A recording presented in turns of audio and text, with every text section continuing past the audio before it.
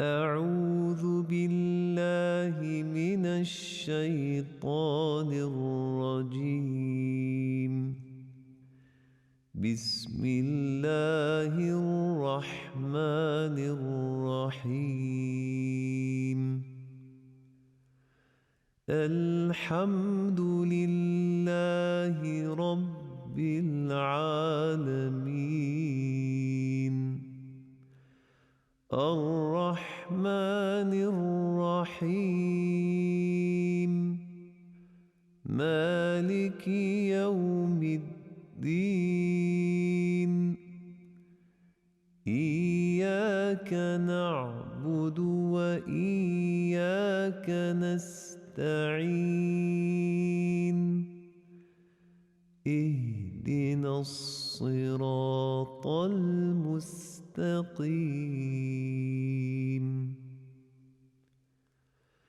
صراط الذين أنعمت عليهم غير المغضوب عليهم ولا الضالين.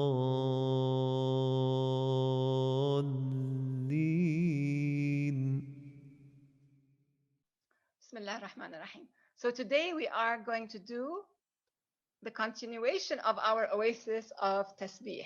Now, before we go on, especially those of you who are new, I must tell you that what I do is Quranic research. So I bring things as I'm researching. There are things that I read that are not, the usual things that you would find in other books.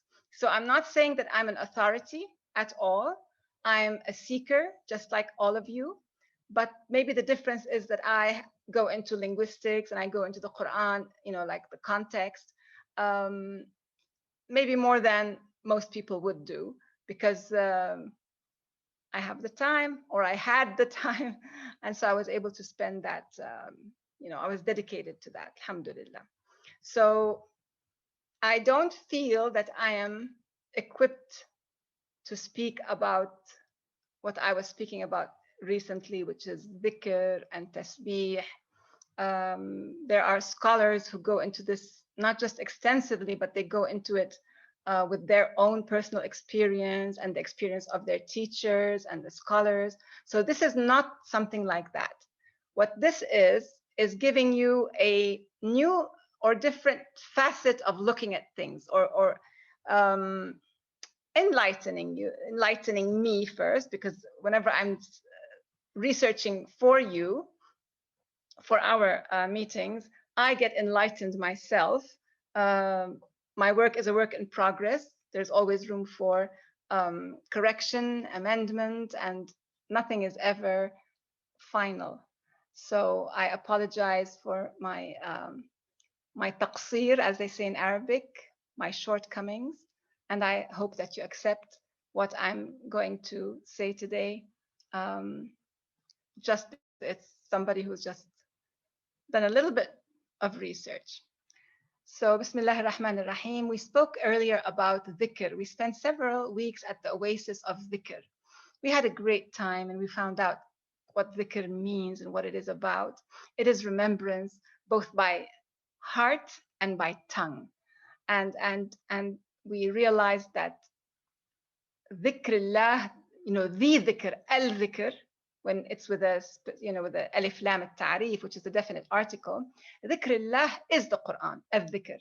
That Allah subhanahu wa ta'ala has sent down al-dhikr wa inna lahu lahafidhun. So al-dhikr is the Quran. But there is dhikr.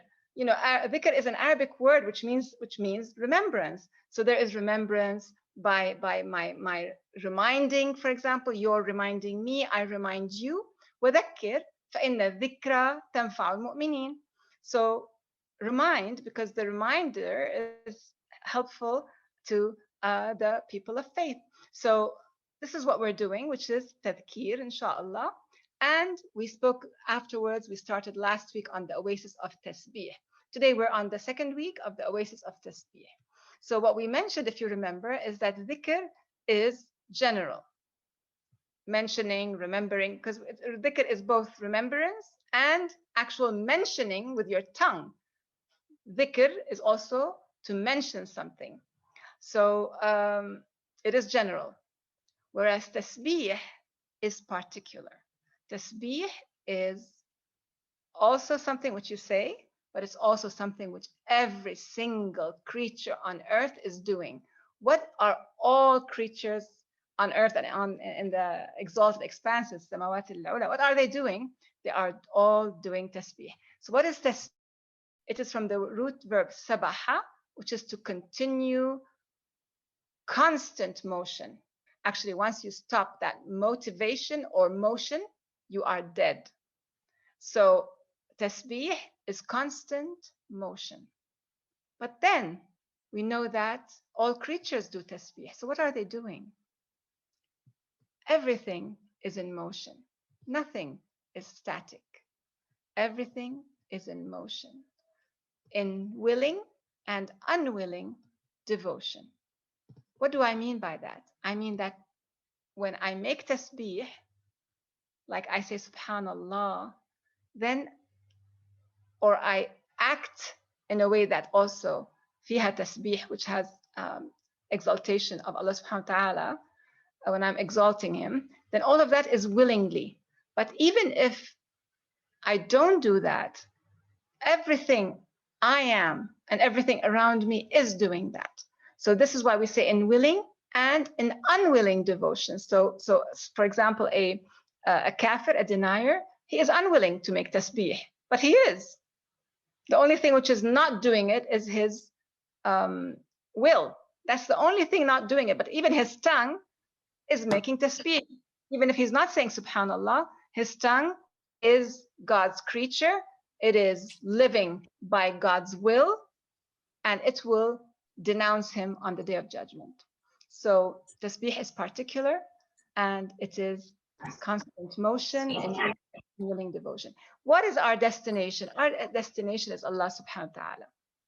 And the Quran shows us that everything in creation, whether cognizant or incognizant, whether it's large or small, living or lifeless, is motivated to God in devotion. We do not comprehend their tasbih. Why? Due to our shortcomings and due to the material matters which veil us from the reality of tasbih. So we are veiled from the reality of their tasbih, meaning all creatures, by what? By our material, our physicalness. So our physicality, if you want to call it. Our physicality is what veils us from the truth of tasbih.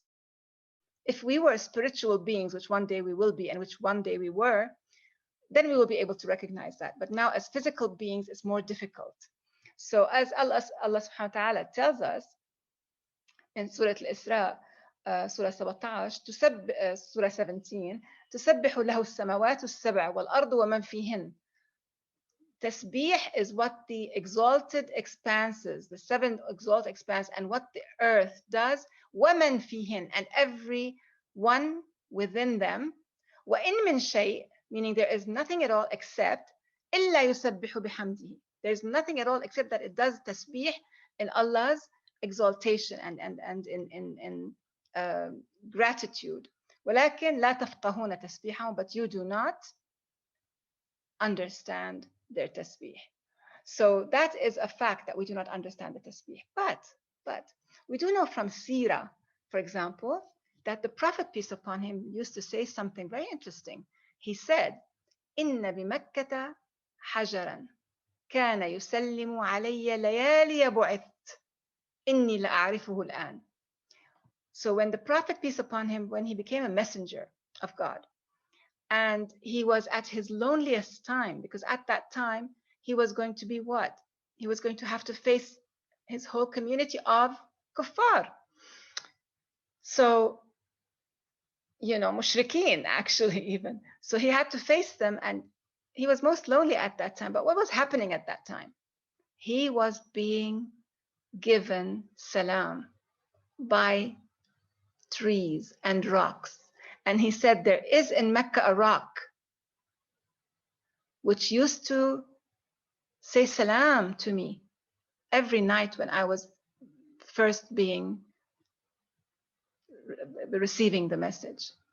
إن بمكة حجرا كان يسلم علي ليالي بعثت. ليالي بعثت means the nights wherein I was being made a messenger, which were very overwhelming nights for him.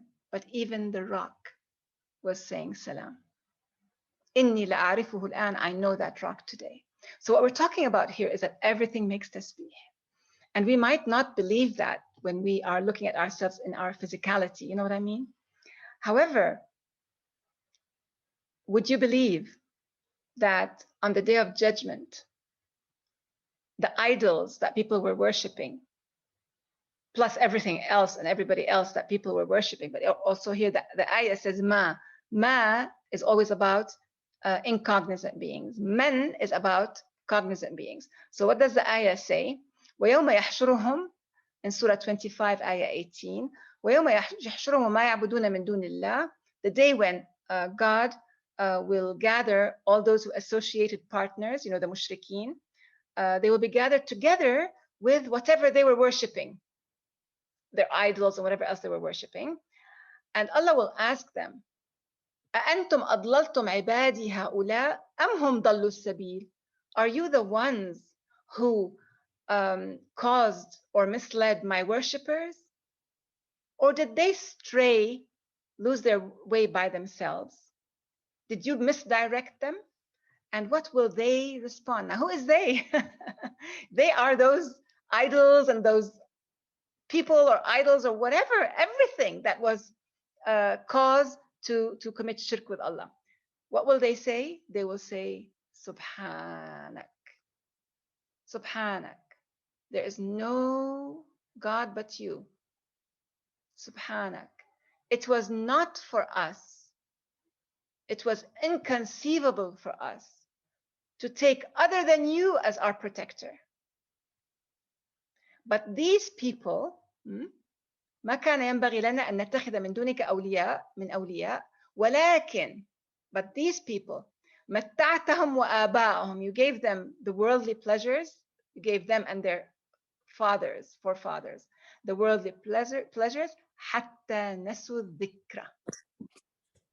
You gave them the worldly pleasures until they forgot dhikr, the remembrance. وَكَانُوا قَوْمًا بُورًا. Bur literally means barren in English. كَانُوا قَوْمًا بُورًا. They became a community of purposeless, unproductive, and barren people. So Allah subhanahu wa ta'ala is going to ask the idols on that day and everything else that was worshipped, did you misguide them? And they will say, no, subhanak, no. What misguided them was their own forgetting of dhikr because of the mata' dunya, because of the pleasures of life. So subhanallah, even the idols shall answer. So the rock was making tasbih and the prophet was making salam and tasbih, and the idols and whatever else will be speaking to God on the day of judgment. Everything is making tasbih, even the idol itself. So last week we left off after mentioning that there were 6 kinds of occasions or groupings. We said where tasbih was mentioned in the Quran. We mentioned 3 of them, and now we'll go on with them. So we said that the first kind of or group of tasbih was when Allah subhanahu wa ta'ala himself declares his own uniqueness. يقرر الله تعالى فيها عظيم قدسيته. And there are many ayahs like that, like Subhanallah Rabbil Arshi Amma Yasifun, Subhanallah, and all of these usually are about what? They are negating shirk. So remember that. I think we'll have to talk about that next week. I don't think we have time for that this week, but next week we'll talk about the word Subhanallah and how it is used to negate shirk, plus so much more. So that's the first category or first grouping of tasbih. The second grouping of tasbih was when Allah subhanahu wa ta'ala told his messenger Prophet Muhammad peace upon him to do tasbih. And we'll notice that he said that when the Prophet peace upon him was what? Was feeling his heart or his chest, tightening of chest, which is what you feel when you are feeling what? Feeling low. you have a tight, constricted chest. So as the surah says, Surah Al-Hijr, Surah 15, وَلَقَدْ نَعْلَمُ أَنَّكَ يَضِيقُ صَدْرُكَ بِمَا يَقُولُونَ فَسَبِّحْ بِحَمْدِ رَبِّكَ وَكُن مِنَ السَّاجِدِينَ. So tasbih will deliver you, and سَبِّحْ بِحَمْدِ رَبِّكَ وَكُن مِنَ السَّاجِدِينَ. So tasbih and sujood will deliver you from the tightness and constriction of your chest. And other surahs as well, Surah Taha, Surah Al-Furqan, Sabbih bihamdi rabbika qabla tulu'i ash-shams. So these are the ones that speak to the Prophet, peace upon him, specifically Prophet Muhammad, peace upon him. And then we have verses, we talked about that last week, which speak in general to the messengers. And you will find, for example, about Musa, that Musa, what did he say when he asked Allah to show him yourself, astaghfirullah al-azim. And so Allah said, well, if the mountain sees me, then you will see me. Well, in that ayah, when Musa woke up, what happened? He said, لما أفاق قال سبحانك تبت إليك. So I returned to you in repentance. So subhanak, you see that word again. So why did he say subhanak? Because he cannot see him. So you will notice that subhanaka comes to negate the notion of Allah subhanahu wa ta'ala being similar in any way to anything. We call it tanzih in Arabic. ننزه الله عز وجل عن عما لا يليق به. So we negate everything that has that is unbefitting to be associated with Allah subhanahu wa ta'ala. So it's a negation. And then we have, of course, in Surah Taha, also Sayyidina Musa, اجعل لي وزيرا من أهلي, and he said, كي نسبحك كثيرا ونذكرك كثيرا. And here, although dhikr and tasbih usually come together, sometimes dhikr before tasbih, here we find tasbih coming before dhikr because what? Because they were afraid. Because Moses and Harun were afraid, tasbih delivers from fear. That's why he said, كي نسبحك كثيرا ونذكرك كثيرا. And we have further proof of that in the surah which mentions Surah Al-Anbiya, Surah 21, which mentions Sayyidina Yunus alayhi salam. So Jonah, what he did في بطن الحوت, in the belly of the Hut, what he said was what? فنادى في الظلمات, in the darknesses, he called unto Allah subhanahu wa ta'ala saying, لا إله إلا أنت سبحانك إني كنت من الظالمين. And the next ayah says, فاستجبنا له. So in the midst of his distress, he said, Subhanaka, La ilaha illa anta subhanak. So Allah subhanahu wa ta'ala said in the next ayah, فَاسْتَجَبْنَا لَهُ. And so we responded to him, وَنَجَّيْنَاهُ مِنَ الْغَمِّ, and saved him from his distress. But then the last part of that ayah is to us the most important. وَكَذَلِكَ نُنْجِي الْمُؤْمِنِينَ. And in such manner shall we save the mu'mineen, the people who have faith and trust, the faithful people and the trusting people in God. Why? Because the word mu'mineen is not about belief.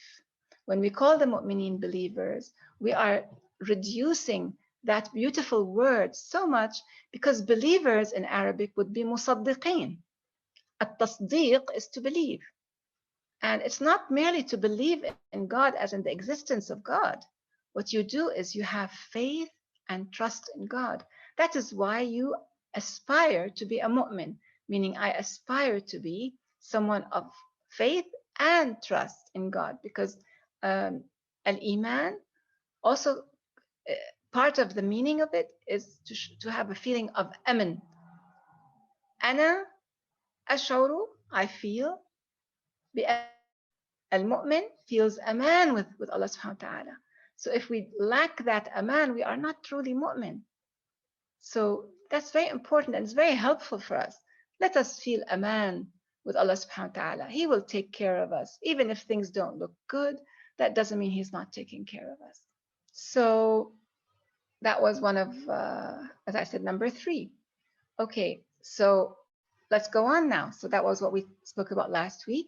Let's go on now to the other 3 occasions or categories, groupings of tasbih. So there's a tasbih which is also general, which is the tasbih of people in general. And we have that in Surah Al-Ahzab, Surah 33.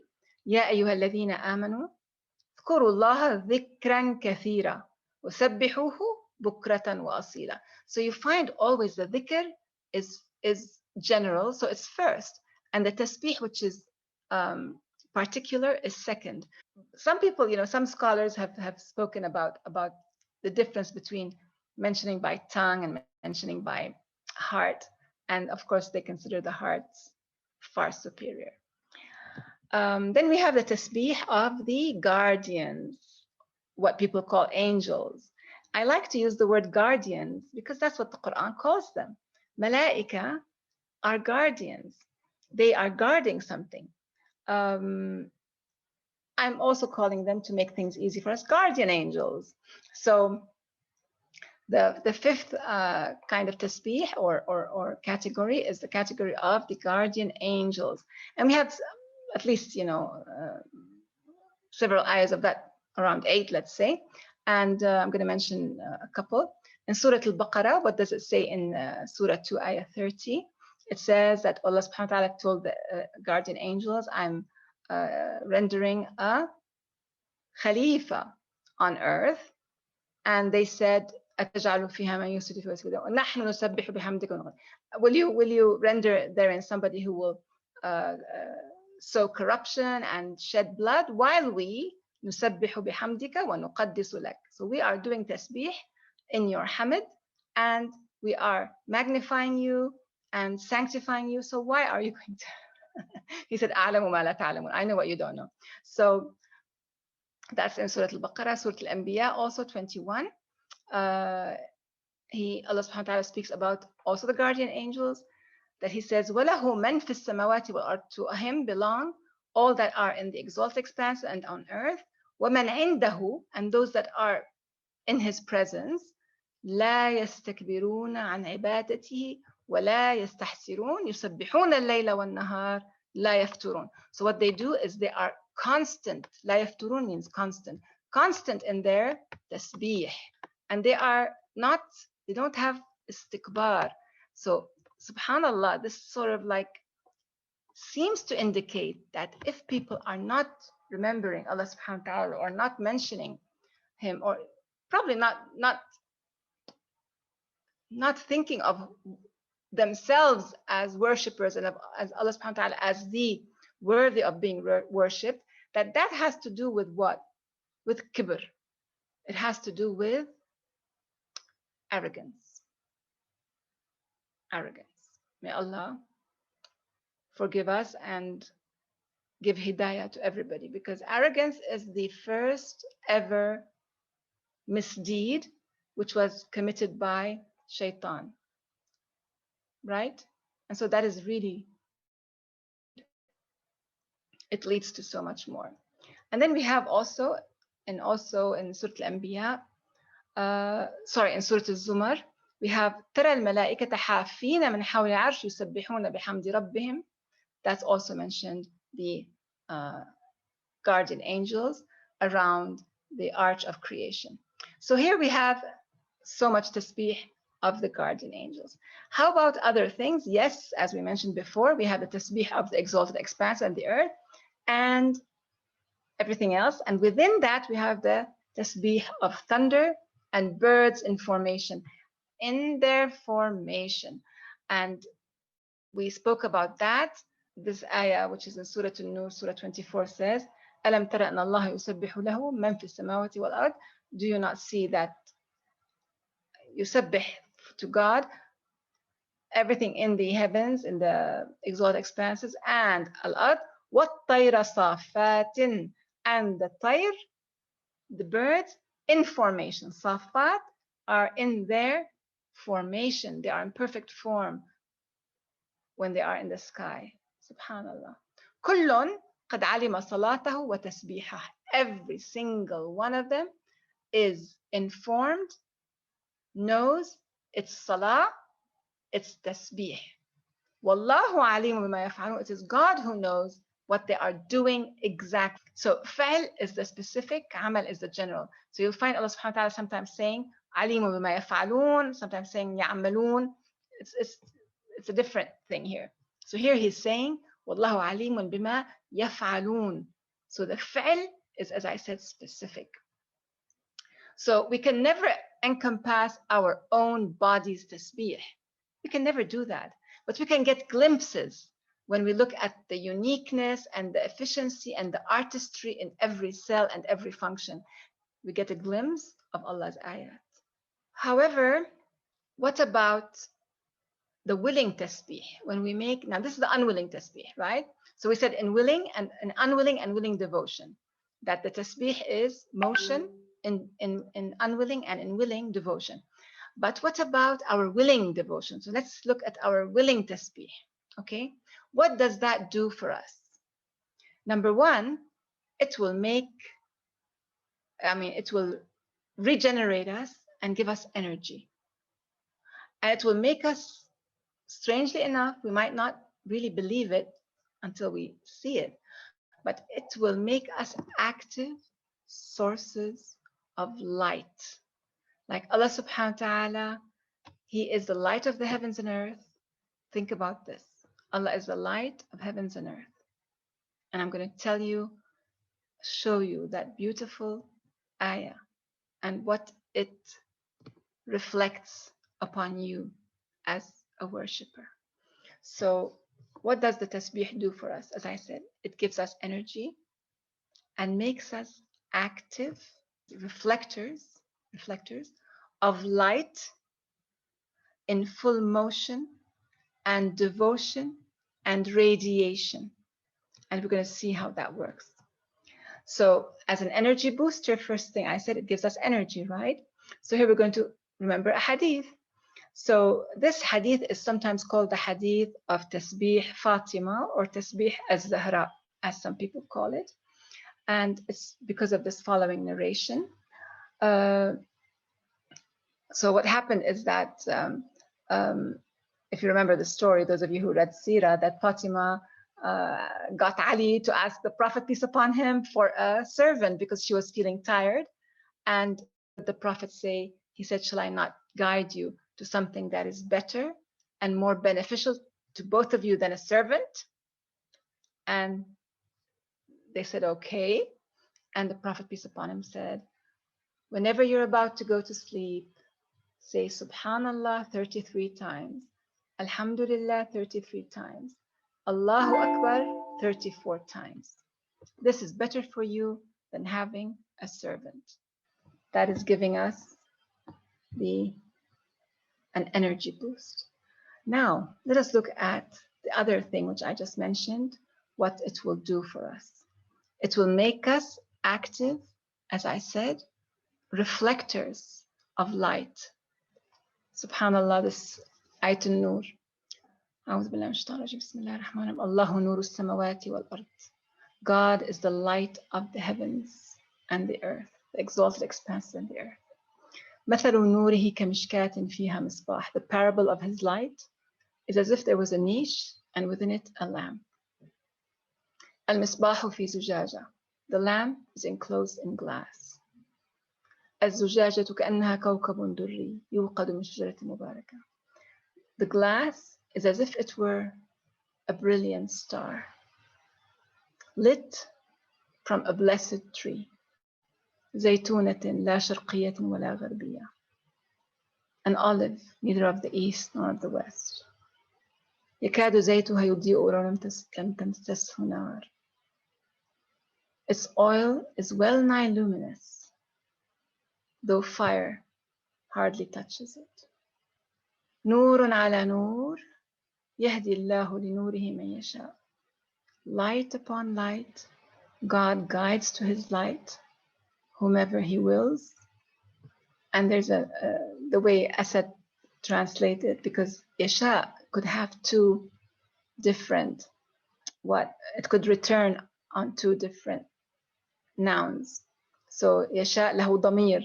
Who is Yasha? Man Yasha, who wills. It could go back to Allah subhanahu wa ta'ala, and it could go back to the person himself who wills or wants to be guided. Many ayahs are like that Allah guides whomever he wills. You can also say, I always put either or. Allah guides whomever he wills, or Allah guides whomever wills. So you can actually want to get guided and Allah will guide you. So this is what the ayah says here in Arabic. يهدي الله لنوره من يشاء ويضرب الله الأمثال للناس والله بكل شيء. It is just a method. This is a parable. And Allah, what does He do? He sets forth the parables for cognizant humans. And God of all things is knowing. One day I'm going to tell you another story about this ayah, a very specific story about this ayah. So now the reason why I brought this ayah up is just to tell you, look at the ayah. What does it say? Allahu nuru samawati wal ard, and then it explains how His light is a likeness, a parable of His light to us. Okay, so that's how it starts. But then what does it say? This is where my focus is on the next ayah actually. So this ayah was just an introduction right now. I'm not going to refer to it except as an introduction now to the next ayah. That's what I want to talk to you about. The next ayah right after that, what does it say? يهدي الله لنوره من يشاء, right?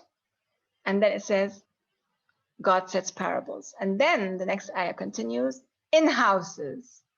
في بيوت. So it's actually, subhanallah, it's taking you immediately to another scene. It transports you from the heavens and the earth and the light and the zaytunatin and all of that and Allah subhanahu wa ta'ala's light. And after all of that, it transports you to what? To buyut, to houses. Subhanallah. In houses, fi buyut, in which houses in which God has allowed to be raised, wherein His name is mentioned. في بيوت أذن الله أن ترفع ويذكر فيها اسمه. So this is what we're talking about here. We're talking about Allah being light upon light, and what His light is doing, and how its likeness, its parable is, and then immediately to houses in which His name is mentioned. Okay, so I mean, what are we talking about here? And then He says, يسبح له فيها بالغدو والآصال, in the morning and in the evening.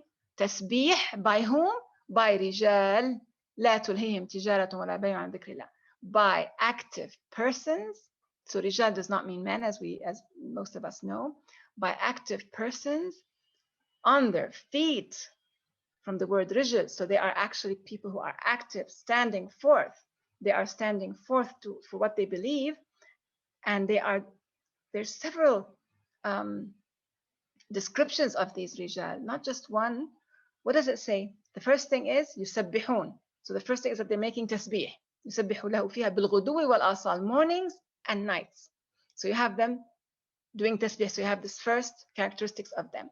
Next characteristics is that they're rijal. Rijal is, what did we say? Active persons on their feet. The third characteristics is that لا تلهيهم تجارة. They are not taken aside by any kind of trade. ولا بيع, or any kind of sale. عن ذكر الله. See, ذكر الله to them is the most important thing. So the tasbih is morning and night, and then during the day when they would be having tijara or bay'a or whatever else they're doing, they are not forgetting dhikrullah. And if you remember, we already said that dhikrullah is general, right? And that it is what? It is whatever you're doing. Who is the best among those who fast? الذاكرين الله كثيرا. Who is the best among those who pray? الذاكرين الله. So we have them doing that. And then وإقام الصلاة, that's number 5. وإيتاء الزكاة, that's number 6. So they are doing their salah, which is their communion, their zakah, which is their self-purification, with, of course, generosity. يخافون يوما تتقلب فيه القلوب والأبصار. Okay. So they also are fearful of the time in which they will be what? Brought forth, not having any control of their qulub and their absar, of their hearts and minds and their vision, which is the day of judgment, of course. So what did we just notice? We noticed that it is these devotees who are mentioned right after the surah of light telling us what they're doing, showing us that they are in those buyut, and we know that these buyut are engulfed in light, right? The bait where God's name is mentioned is what? تحفها الملائكة. The angels are encompassing it. And it's lit from the heavens. You can actually see the light. You know, the angels can see the light from those buyut. The light is coming from what? The house, the walls, from the people standing forth. So you, every single one of you, inshallah, as well, every single one of us is a beacon of light, because Allah subhanahu wa ta'ala has adhin Allah, he has given permission for these buyut to be erected, and each one of us has her bait, has her what can I say, your quarters, your place of dhikr and remembrance and work, and you could be cooking, and that is dhikr, right? Because the dhikr happens all day. Your tijara and your bay'ah and your cooking and you're taking care of your children, that is all dhikr, as long as you are doing dhikr as well. So you could be doing anything, subhanallah, but you are a source of light, and Allah subhanahu wa ta'ala is mentioning you right after mentioning his own light, subhanallah. لِيَجْزِيَهُمُ اللَّهُ أَحْسَنَ مَا عَمِلُوا. What is Allah going to give them as recompense? His recompense to them will not be by their deeds. So forget about all your deeds. Your recompense will be by the best of your deeds.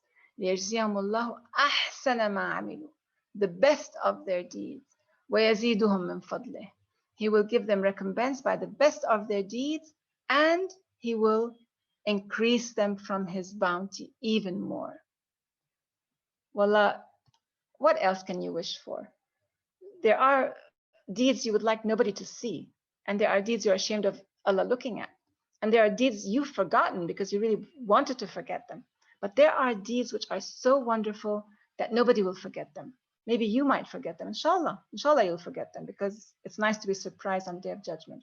So, but there are deeds which nobody will forget, and these deeds, the best of your deeds, are the deeds which Allah will recompense you with. Inshallah, just say Ameen, raise your hands. May we be among those rijal. May we be among them. Ya Rab, Ya Rab, Ya Rab, of Suratul Noor.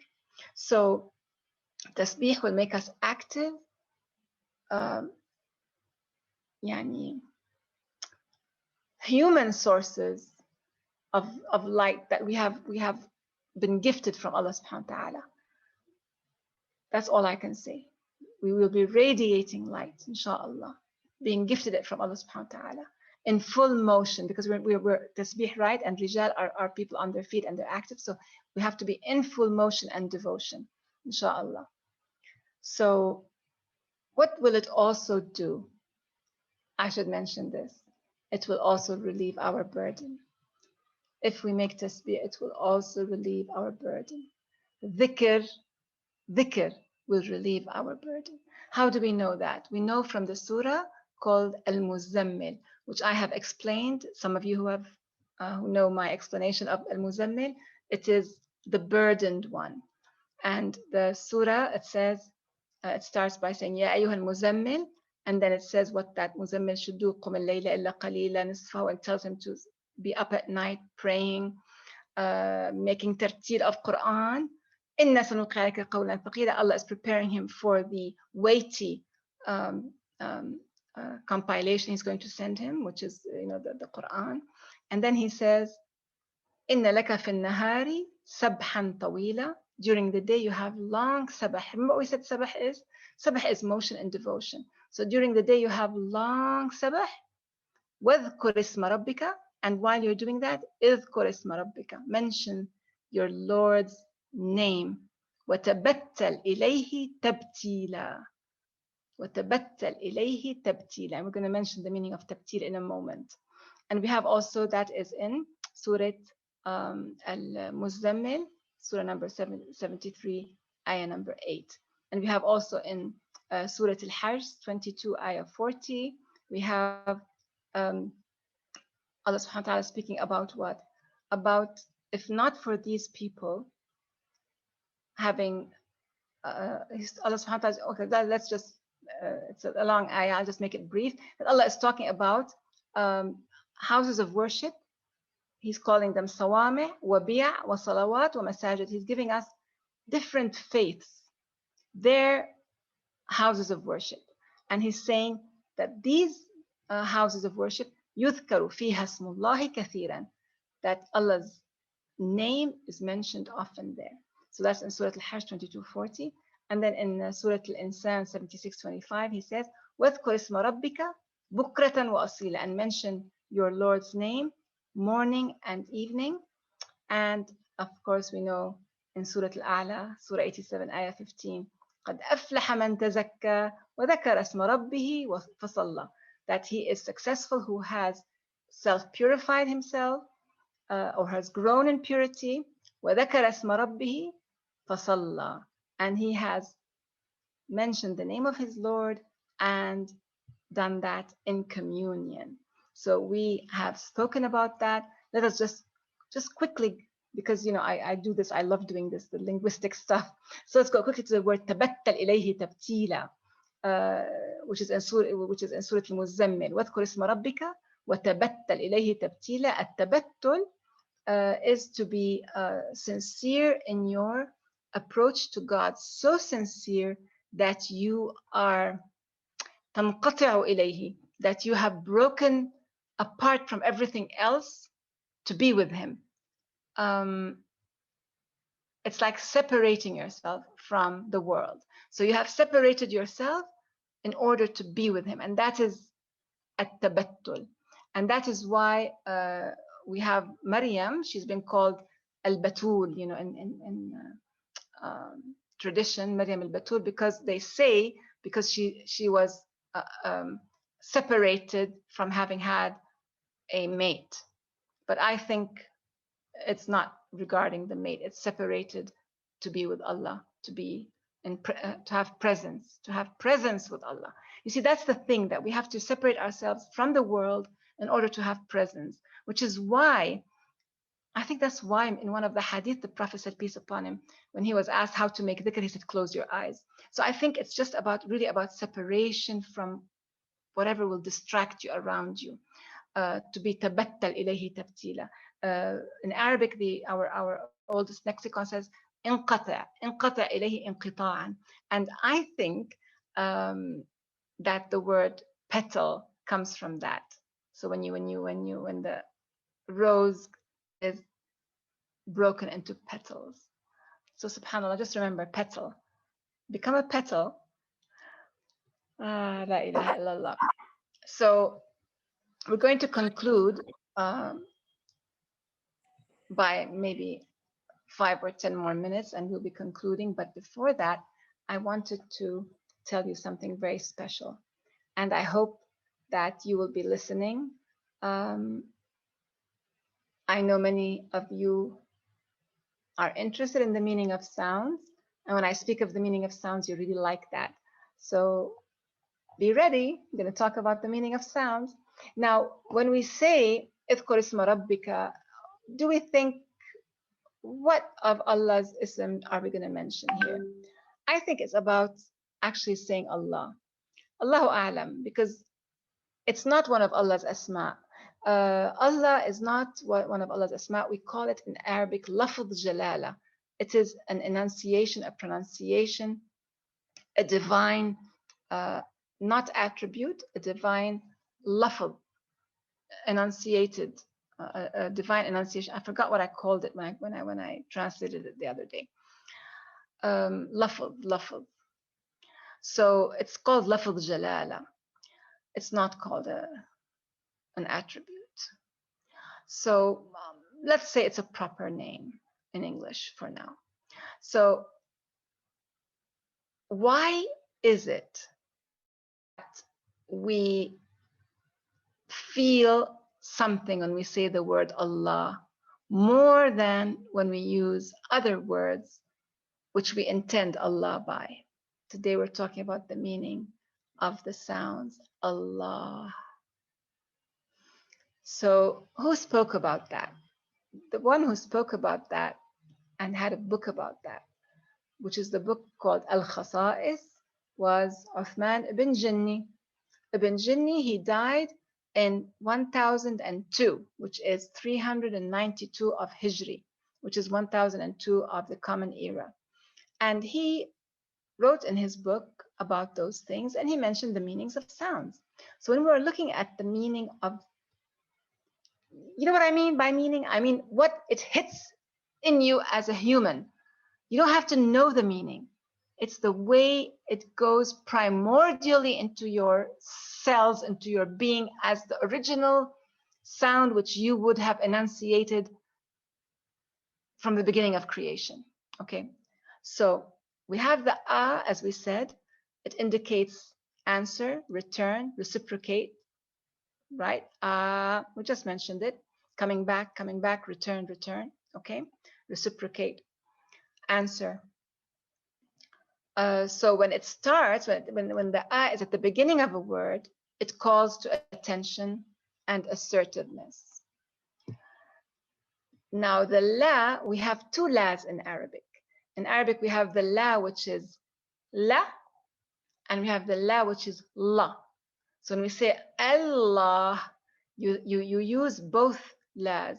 You use the al and you use the la. You see what I mean? So you have two L's. One is a deep L and one is a light L. So now what do those two L's in the list mean? One L, which is the light L, it actually is about savoring something. Savoring, tasting, experiencing. If you want to sort of like to remember it quickly, I give you an easy way to remember it. The la is licking. So always when you're saying about licking, think of an ice cream and savoring. But here, of course, we're talking about something more serious than that. So we're going to talk about savoring, experiencing. So you have the which is return, la, which is savoring. And then you have the la. Now the deep la is about love. Love.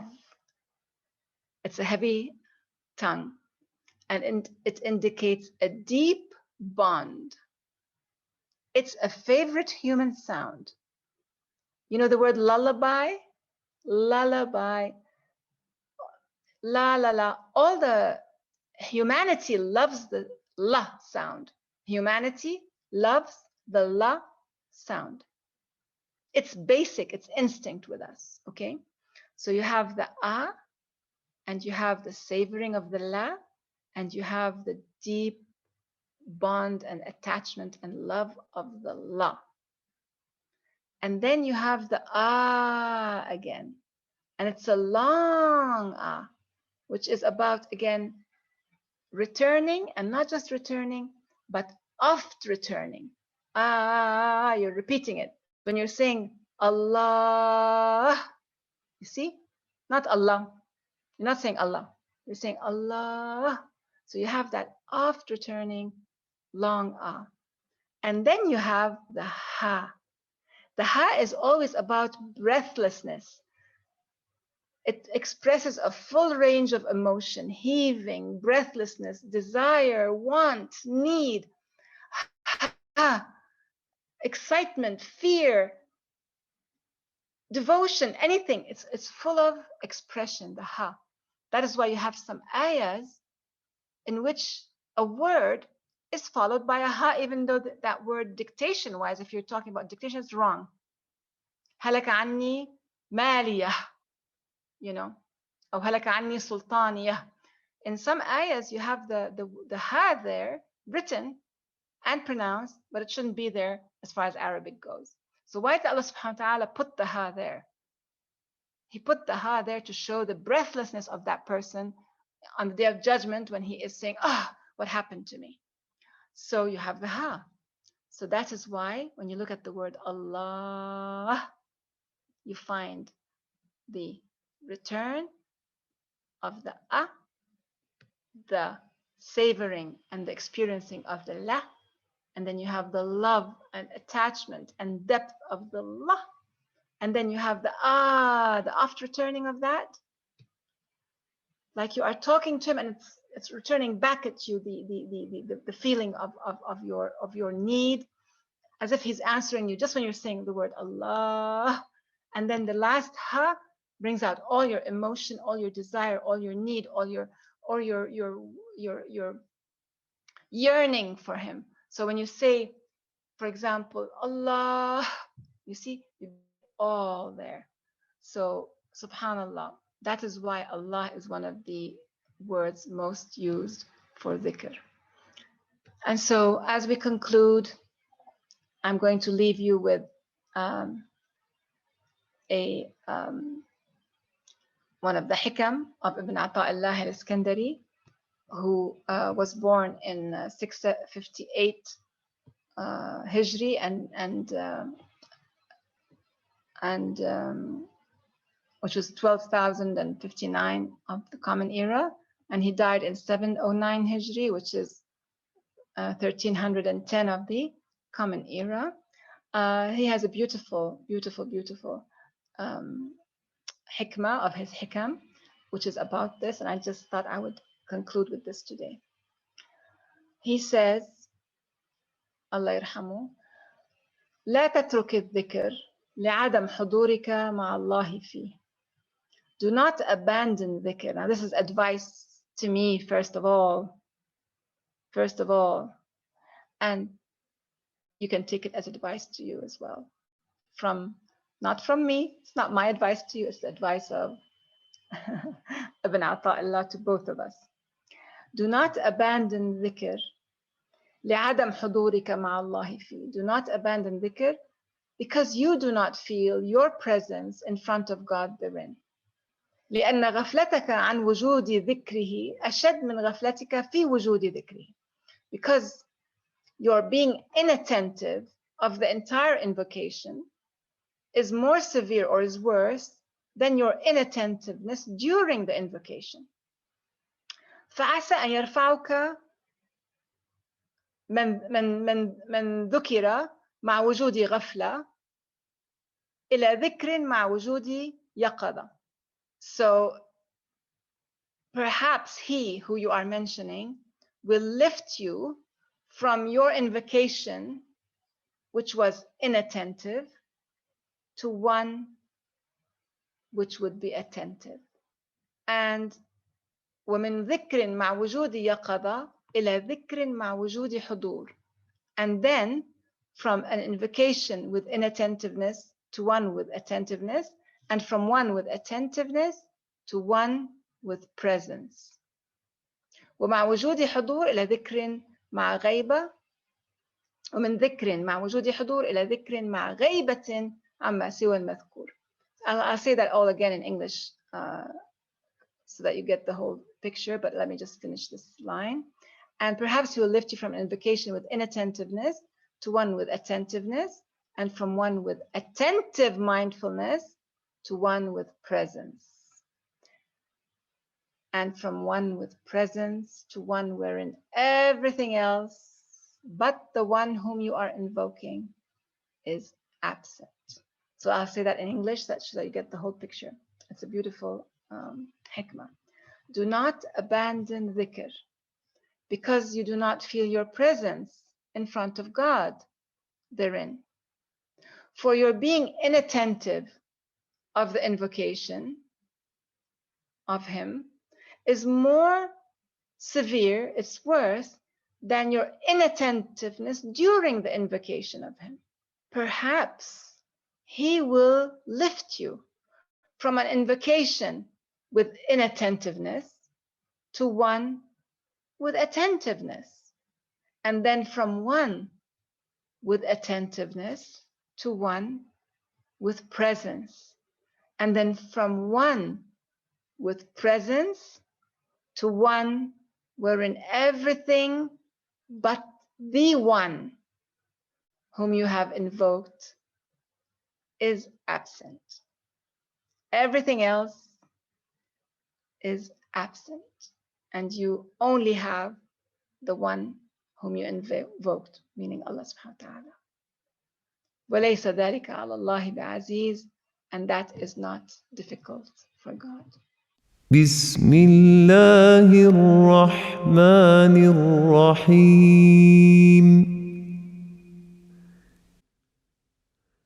آمن الرسول بما أنزل إليه من ربه والمؤمنون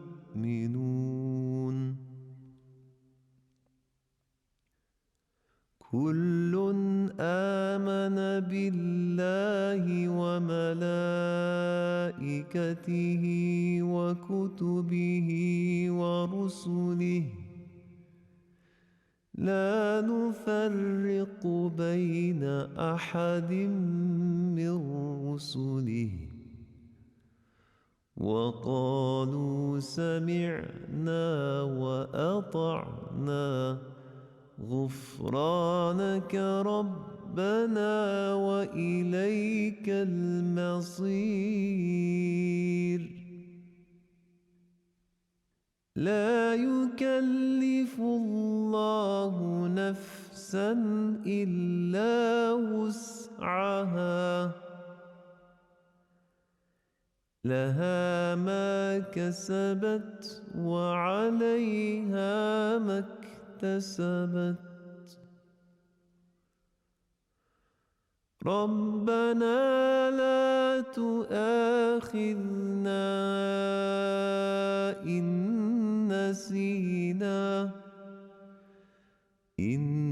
نسينا أو أخطأنا ربنا ولا تحمل علينا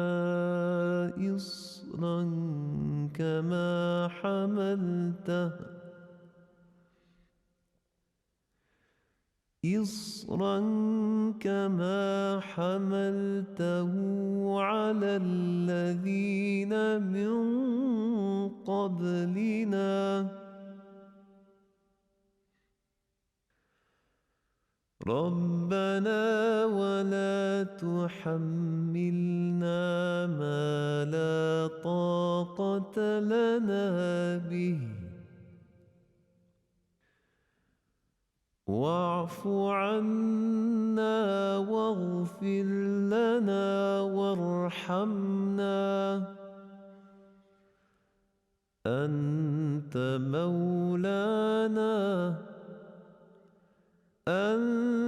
مولانا فانصرنا على القوم الكافرين